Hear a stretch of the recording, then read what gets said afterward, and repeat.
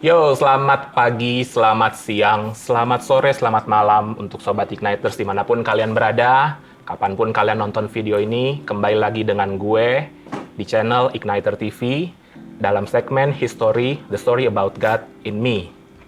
Kalian udah pada kenal dong gue siapa?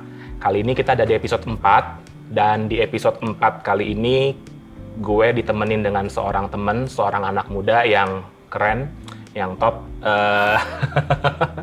Ya, kita kenalan dulu aja ya. Halo. Hai. Selamat apa nih? Selamat pagi, siang, sore, malam ya, terserah di mana. Kapanpun kita nonton. Ya, hari ini gue ditemenin sama Davis. Davis ini seorang anak muda yang sudah menyerahkan hidupnya seluruhnya untuk melayani Tuhan.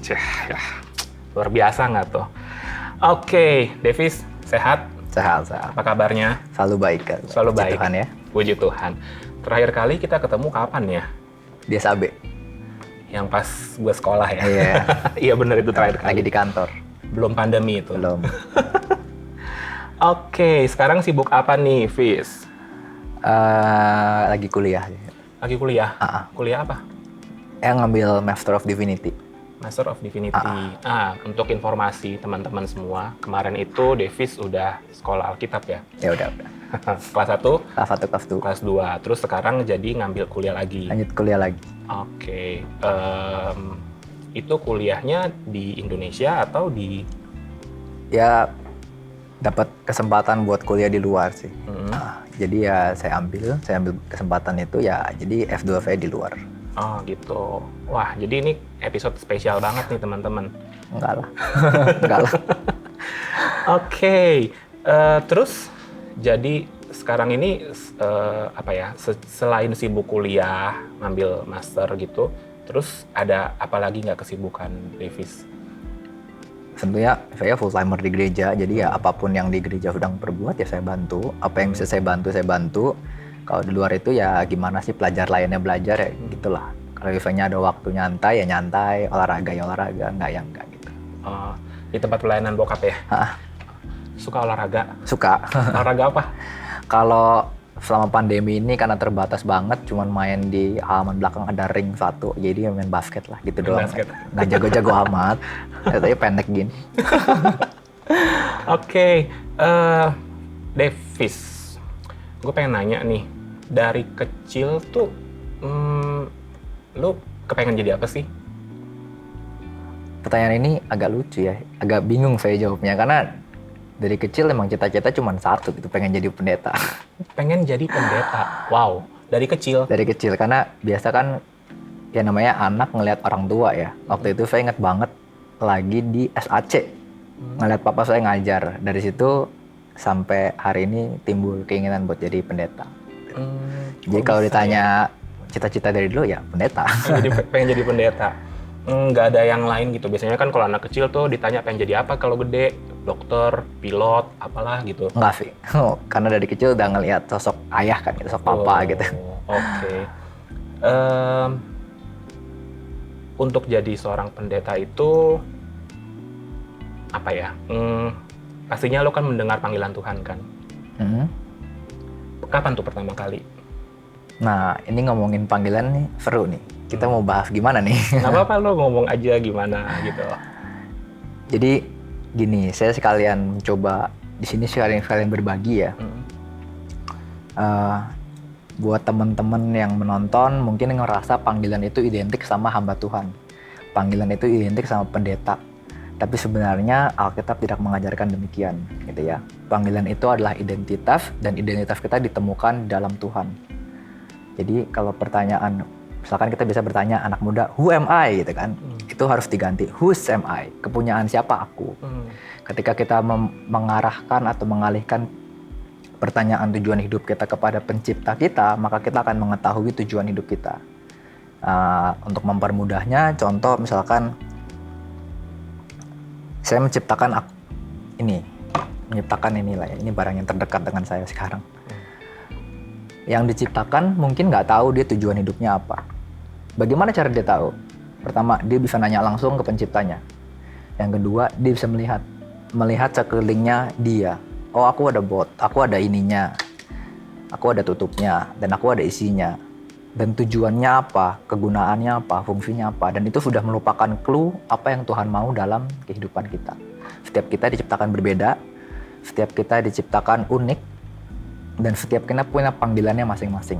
Jadi kalau ngomongin panggilan, maka panggilan saya menjadi pendeta atau hamba Tuhan. Tapi buat teman-teman di rumah, ketika Anda menjadi entrepreneur, ketika Anda menjadi orang bank, businessman, atau ada yang mungkin jadi atlet kayak para pemain olimpiade, itu panggilan loh teman-teman.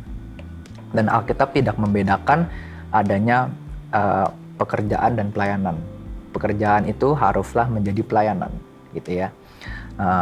Ya ini topik yang panjang, kita nggak terlalu banyak ngomongin itu mungkin. Tapi intinya yang saya mau katakan di sini, setiap kita memiliki panggilan. Sehingga ketika ditanya kapan panggilanmu menjadi hamba Tuhan, itu saya bisa jadi tanya balik, kapan kamu dipanggil menjadi orang bank gitu? Kapan kamu dipanggil menjadi orang multimedia? Kapan kamu dipanggil menjadi atlet? Itu pertanyaan yang mirip. Saya nggak berkata itu serupa, tapi itu mirip. Karena berarti identitas kita ditentukan oleh panggilan kita. Sehingga kapan saya dipanggil oleh Tuhan, maka saya memiliki panggilan khusus untuk menjadi hamba Tuhan.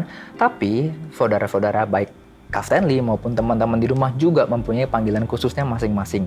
Dan tidak ada panggilan yang lebih tinggi dibanding panggilan yang lain. Jadi kira-kira kayak gitu. Jadi sehingga kalau ditanya kapan saya dipanggil menjadi hamba Tuhan, tentu Tuhan mempunyai caranya sendiri untuk membawa dan menuntun kehidupan saya sehingga sampai ke titik ini. Gitu ya. Sehingga saya dengan yakin berkata panggilan saya menjadi hamba Tuhan. Begitu. Nah, mungkin untuk anak muda terutama mendengar ini perlu pikirkan dan renungkan lagi, karena panggilan itu teman-teman bisa lihat dari sekeliling saudara, talenta, passion, lingkungan, komunitas, itu Tuhan bisa pakai semua untuk menunjukkan saudara itu terpanggil untuk apa. Gitu. Kalau ketika kita bertanya kapan kamu dipanggil menjadi ini, aduh belum dipanggil Tuhan. Emang mau tunggu panggilan kayak apa gitu? Apakah mau nunggu suara geledek kamu ku panggil gitu kan? Kan enggak kan. Panggilan Tuhan itu bersifat Tuhan tuh udah menunjukkan gitu dalam kehidupan kita. Tinggal kitanya mau cari tahu atau enggak. Kira-kira kayak gitu. Ya, berarti kalau kesimpulannya panggilan itu tuh bukan cuman menjadi seorang pendeta ya. Yes, betul. Menurut kamu. Menjadi apapun kita itu panggilan. Betul. Nah, tapi kalau kita bahas mengenai kehidupan kita sehari-hari, misalnya kita udah memenuhi panggilan kita menjadi seorang dokter, seorang banker gitu ya. Terus gimana caranya supaya kita bisa merepresentasikan Tuhan tuh dalam hidup kita sehingga orang bisa melihat gitu loh.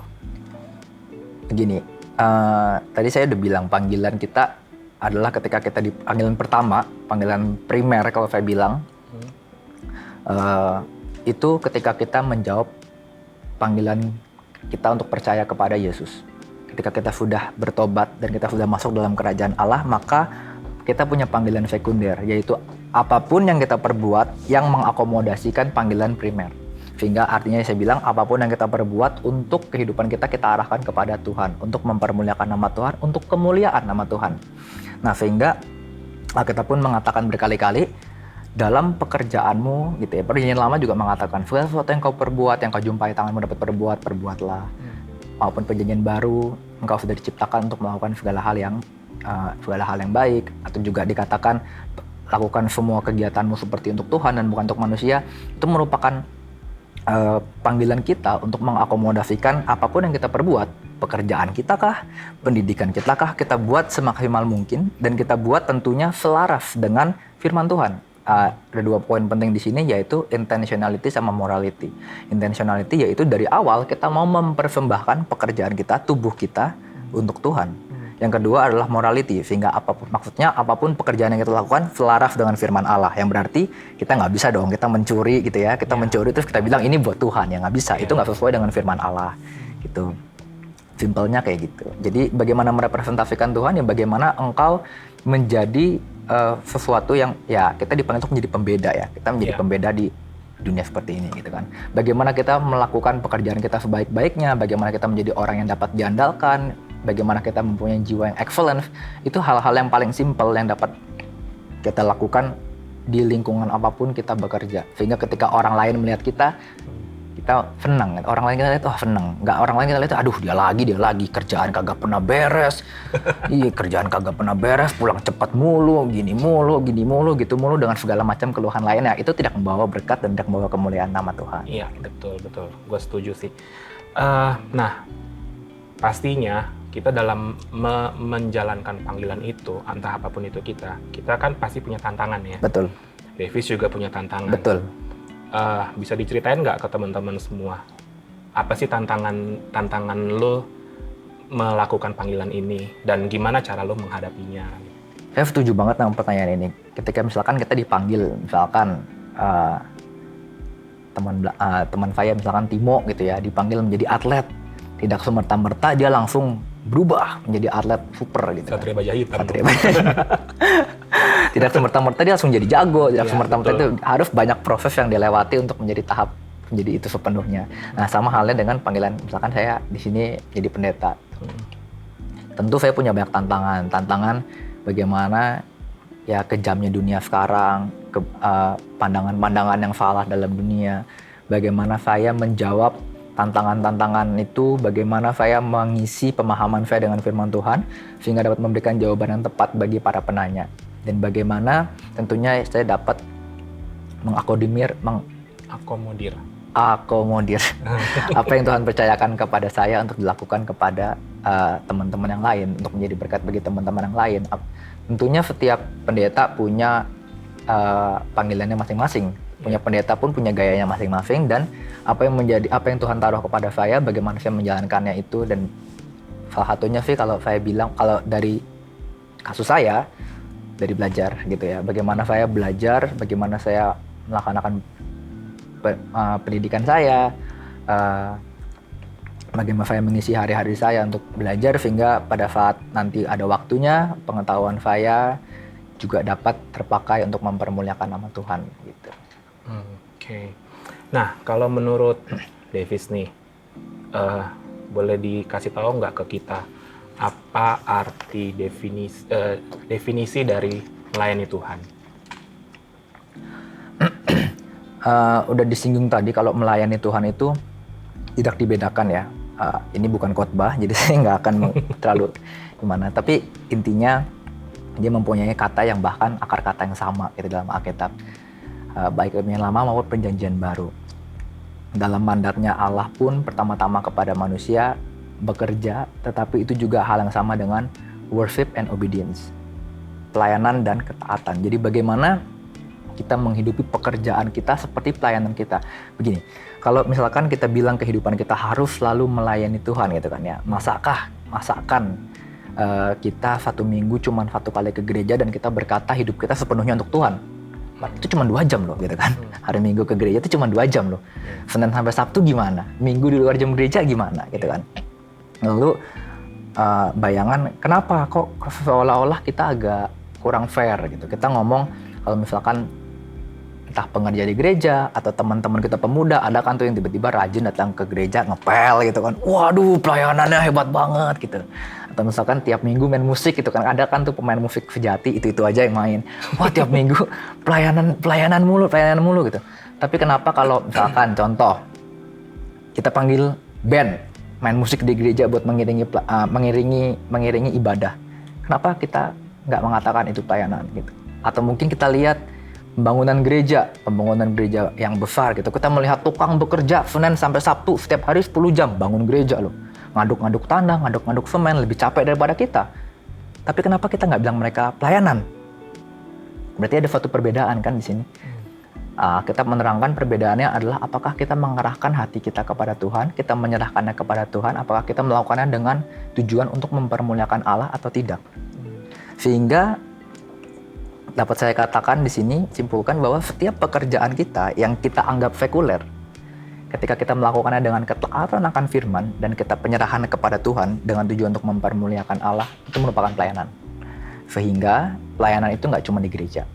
Senin sampai Sabtu apapun pekerjaan kita semua di luar gereja, itu pun merupakan pelayanan asal yang tadi terpenuhi. Kira-kira seperti itu. Sehingga maka kalau kita ngomong pelayanan cuma di gereja, kita nggak fair sama orang-orang yang tidak punya bakat misalkan menyanyi, bermain musik. Saya nggak bisa main musik gitu kan. Berarti saya nggak bisa melayani dong di gereja. Contohnya seperti itu. Ada orang-orang yang nggak bisa, misalkan nggak bisa nyanyi, nggak bisa jadi WL singer, sehingga kalau kita cuma ngomong pelayanan itu cuma di gereja, bagaimana dengan mereka yang talentanya di luar gereja? Iya. Apakah dikatakan tidak bisa melayani? Oh tidak. Hidup mereka juga pemberian dari Tuhan, dan ketika mereka mempergunakannya untuk Tuhan, itu pelayanan mereka kepada Tuhan. Bahkan itu merupakan penyembahan mereka kepada Tuhan. Kira-kira seperti itu. Jadi tidak terbatas hanya di ruang gereja aja. Betul. Ya.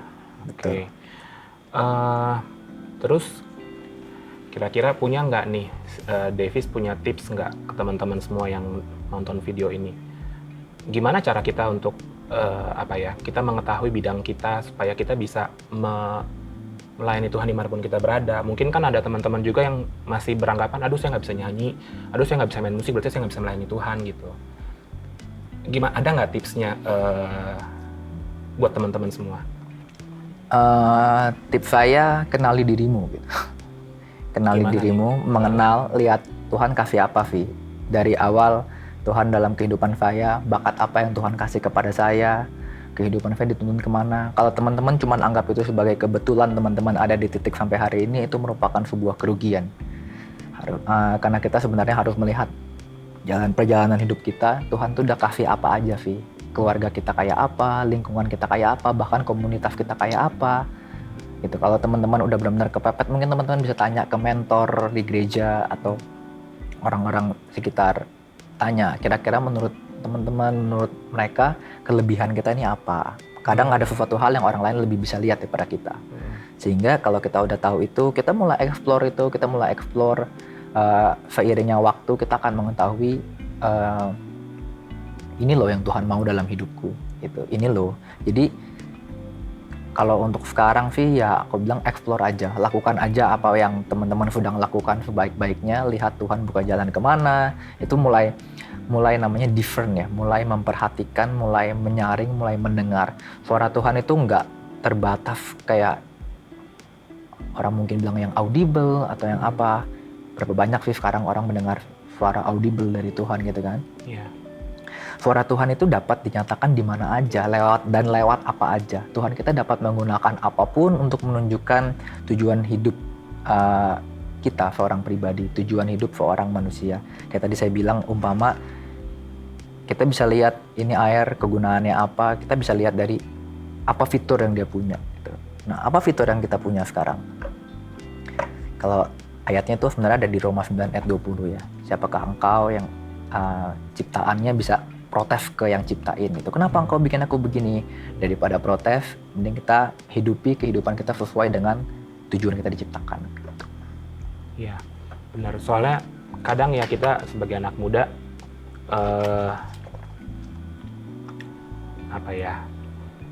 lebih sering komplain ke Tuhan gitu nggak sih? Tuhan kenapa sih mesti ngalamin ini gitu kan? Betul. Tuhan, saya sudah berdoa kepada Tuhan, saya sudah berdoa minta begini, tapi kok Tuhan kasih yang ini gitu? Bener. Itu pertanyaan yang cukup agak keliru ya kalau saya bilang, saya ngomongin salah ntar dibilang apa gitu. Ya kurang tepat.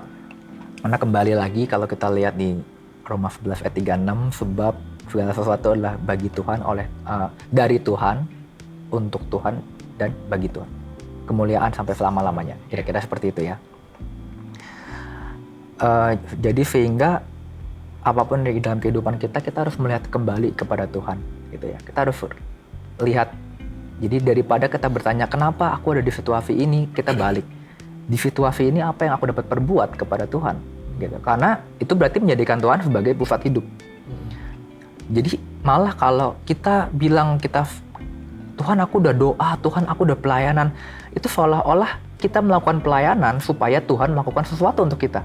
Ya, betul. Seolah-olah kita melakukan semuanya itu untuk supaya Tuhan nanti berkenan sama kita. Loh, salah gitu. Kita melakukan hal-hal itu, kita melakukan pelayanan, kita berdoa karena Tuhan udah lebih dulu melakukan untuk kita. Itu merupakan respon kita kepada Tuhan. Bukan kita melakukan itu untuk nyogok Tuhan gitu kan. Kita melakukan itu untuk kemuliaan Tuhan. Jadi jangan sampai ya teman-teman kalau dulu pernah berdoa, Tuhan aku kan udah setiap hari pelayanan, udah setiap hari ini, kenapa masih begini? Jangan diulang gitu ya. Yang berlalu biarlah berlalu gitu ya. Berarti balik lagi ke motivasi kita ya. Betul, selalu kalau kita taruh Tuhan yang pertama, Tuhan yang menjadi pusat, maka segala pertanyaan hidup kita pun akan kita arahkan kepada Tuhan. Iya. Gitu. Betul. Oke, nah sekarang kembali lagi ke kehidupan pribadi seorang Davis nih. Eh, apa yang bikin kamu yakin kalau Tuhan sedang bekerja dalam hidupmu? Karena Tuhan sebenarnya selalu bekerja, gitu ya. Ya. Tuhan sebenarnya selalu bekerja dalam kehidupan kita. Tapi Gitu. pada kenyataannya kan ada yang mungkin bertanya-tanya gitu loh. Ini sebenarnya Tuhan ada nggak sih? Atau ini sebenarnya Tuhan lagi bikin apa dalam hidup saya gitu? Itu kan masih ada yang berpikiran seperti itu gitu. Nah sekarang kalau dari seorang Davis bagaimana? Kalau saya prinsipnya gini, di Alkitab pun sudah banyak contoh-contohnya bagaimana ketika kita melakukan segala sesuatu untuk Tuhan, sekecil apapun, di lingkungan apapun, ya udah kita lakuin aja bagian kita, nanti Tuhan yang lakuin bagiannya dia. Tuhan mau bikin apa dari hasil perbuatan kita itu udah terserah Tuhan lah. Yang penting kita melakukan yang apa menjadi bagian kita. Kita sering mendengar we do our best, God do the rest. Ya, sure, agree gitu loh. Kita lakuin aja apa yang menjadi bagian kita. Seperti yang kita udah bahas tadi, kita obrolin tadi. Lakuin aja apa yang menjadi bagian kita dan lihat nanti Tuhan mau pakai apa gitu. Mau pakai apa dalam kehidupan kita gitu. Mau pakai apa? Tuhan bisa kok menggunakan hal kecil. Tuhan bisa menggunakan hal besar untuk menyatakan kemuliaannya. Tuhan bisa pakai apapun untuk menyatakan kemuliaannya. Itu juga tugas kita melakukan aja gitu. Kalau di dalam pembicaraan diskusi yang misalkan teologi atau yang apa, kita sering, ini beda ya karena saya di bidang biasanya pembicaraan diskusi tentang teologis gitu ya.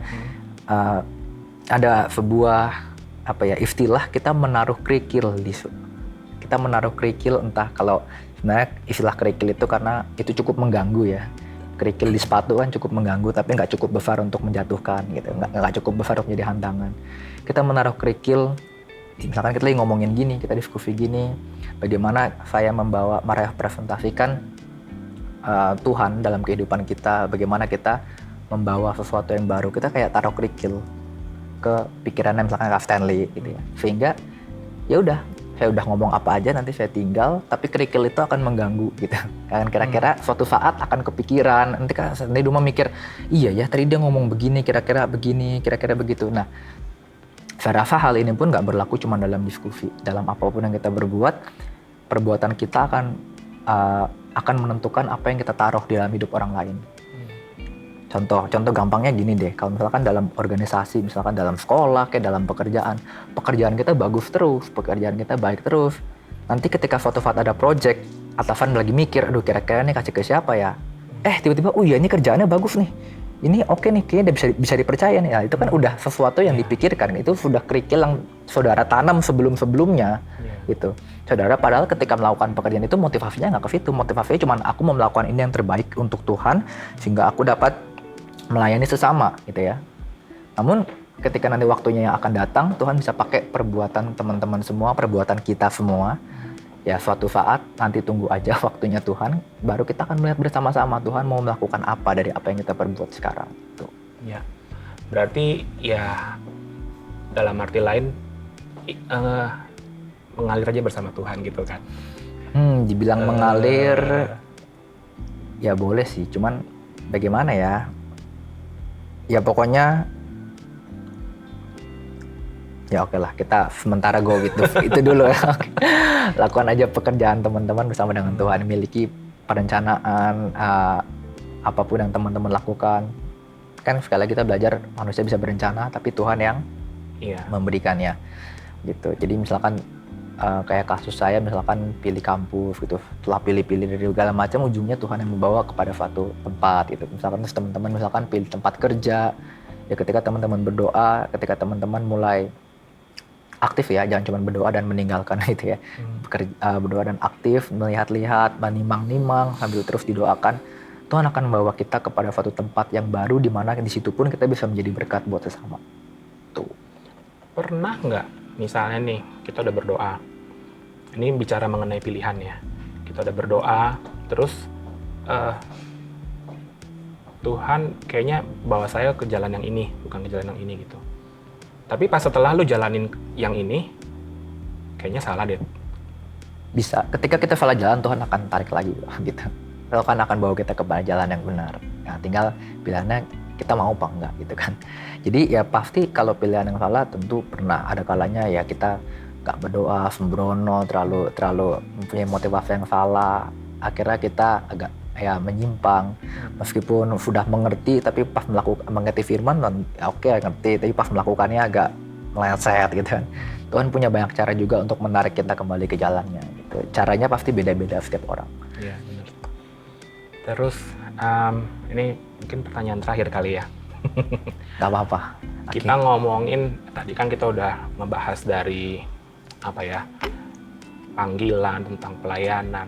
Nah, bicara mengenai masa depan, semua orang nggak tahu apa yang akan terjadi di masa yang akan datang. Betul. Kan. Nah, kalau dari Davis, gimana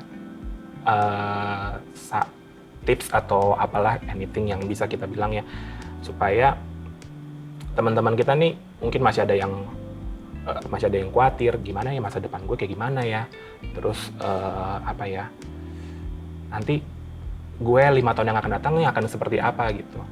Nah, ada nggak dari Davis tuh yang gimana cara mengatasi kekhawatiran untuk menghadapi masa depan? Kitab Pengkhotbah bahkan ekstrim ya. Kitab Pengkhotbah 9 teman-teman bisa baca 1-3. Masa depan semua orang itu mati.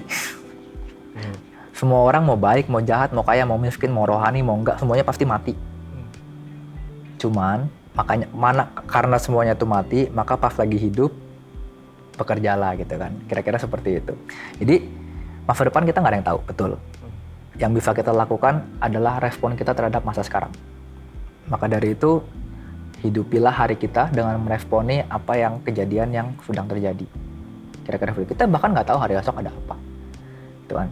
Dan kita nggak bisa mengontrol hal itu, gitu kan.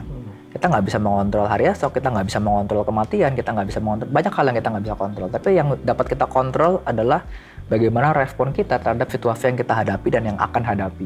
Apakah kita mau tetap setia kepada Tuhan atau tidak? Mau mengikuti jalannya Tuhan apa tidak? Mau mentaati firman Tuhan apa tidak? Itu respon kita yang dapat kita lakukan dan dapat kita kontrol. Sehingga daripada demikian fokuslah apa yang dapat kita lakukan sekarang gitu. Maka dari itu kalau saran saya buat masa depan ya stay in God line lah gitu ya, tetap ada di jalurnya Tuhan aja, tetap mentaati firman, tetap bergaul dengan Tuhan, tetap memiliki iman kepada Tuhan, karena kalau kita menaruh hidup kita kepada Tuhan ya everything oke lah gitu kan, everything ya Tuhan yang pegang. Tuhan yang punya hidup kita, ya kita serahkan aja kepada Tuhan yang tahu yang terbaik buat kita anak-anaknya. Ya, berarti ya apa ya, intinya ya kita harus dekat sama Tuhan kan, supaya kita ngerti apa maunya Tuhan dalam hidup kita. Betul, gitu. Dan itu bukan hal yang mudah gitu, bukan cuma sekedar kita ke gereja seminggu sekali, seminggu 2 kali, ya bagaimana kita ya tadi sekalian saya bilang, bagaimana kita mengaplikasikan iman kita dalam pekerjaan kita, bagaimana kita mengerti iman kita lebih, kita memahami, kita hubungannya dengan Tuhan dan sesama, itu merupakan hal-hal yang perlu kita perhatikan dalam kehidupan sehari-hari. Oke, thank you Davis. Gimana teman-teman? Semoga nggak bosan ya, kayaknya obrolannya berat. Enggak lah. Ini gue pribadi merasa apa ya, ada sesuatu yang didapat dari pembicaraan kita, dan gue harap juga teman-teman semua yang nonton memberikan inspirasi tertentu untuk supaya teman-teman bisa survive dalam hidup kalian masing-masing, apapun yang kalian kerjakan, dimanapun kalian saat ini sedang posisi apapun yang kalian saat ini sedang jalani, lakukanlah itu semuanya untuk Tuhan, karena ya ntar kalian akan lihat sendiri betapa luar biasanya Tuhan bekerja dalam hidup kita. Betul kan? Bagaimana kemuliaan Tuhan akan dinyatakan dalam kehidupan kita. Ya gitu teman-teman semua. Oke deh kalau gitu, terima kasih banyak Davis, Tuhan berkati. Kalau ada pertanyaan nanya Kaften JJ ya. Sukses terus ya kuliahnya, makasih. Sampai lulus, ntar kita belajar banyak lagi dari Davis. Oke teman-teman, sekian dulu episode 4 kali ini. Saksikan di episode-episode berikutnya dengan kejadian dengan teman-teman yang lain. Mungkin kalau ada yang pengen sharing ke kita juga, silakan boleh DM kita di IG kita @igniter.kpdi, dan jangan lupa like, comment, and subscribe channel Igniter kita ya. Oke, sampai ketemu di episode selanjutnya. Igniters, stay lit. Bye.